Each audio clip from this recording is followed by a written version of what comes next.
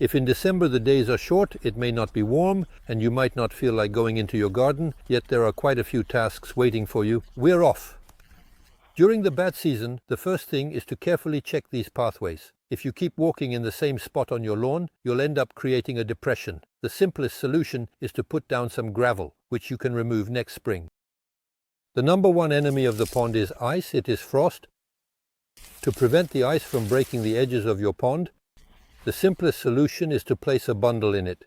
Here we are talking about miscanthus, simply a deflated balloon. If it freezes very hard, avoid striking the ice with a baramine, as the shockwave could kill the fish.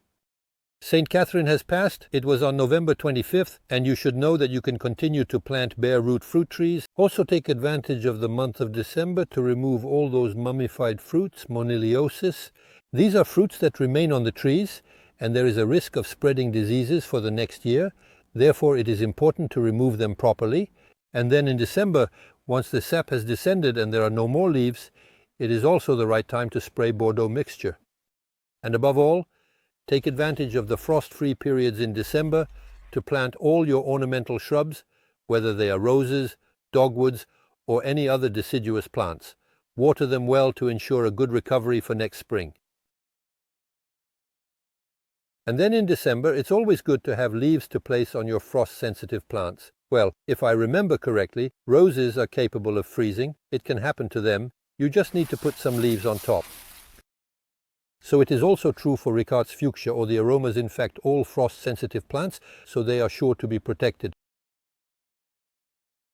And if you have a vegetable garden with very clay soil, a loving soil, I advise you to dig it in December when it is not freezing.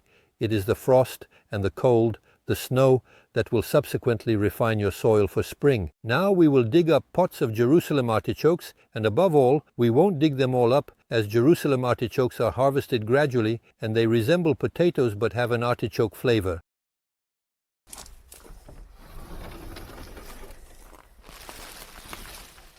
If you have a frost greenhouse, it should be ventilated in the morning. Often greenhouses are sealed with bubble wrap. You cannot ventilate them from the top, so you ventilate them from the bottom. For that you do it in the morning. You let the air circulate, and above all, after noon, you close your ventilation. Since you are in a frost-free greenhouse, your plants also need to be watered. Always water them in the morning. Come on, the weather forecast is predicting cold temperatures in the coming days. Above all, make sure to remove the sources from your plants. There, that's an agave, so it can withstand temperatures slightly below zero. This is also true for all your biennial plants like pansies. And then, it should not be forgotten that once the frost is over during the thaw, it is important to water your plants well. For example, boxwood. A boxwood without water is at risk of withering. Indoors as well, there are a few small tips to consider, particularly regarding watering. Continue to spray your plants as often as possible on the leaves, both above and below, with non-limestone water. If you live in an apartment with underfloor heating, which can be quite dehydrating, there is a solution. You place bowls of water at the base of your plants. The water will evaporate and increase the humidity around your plants.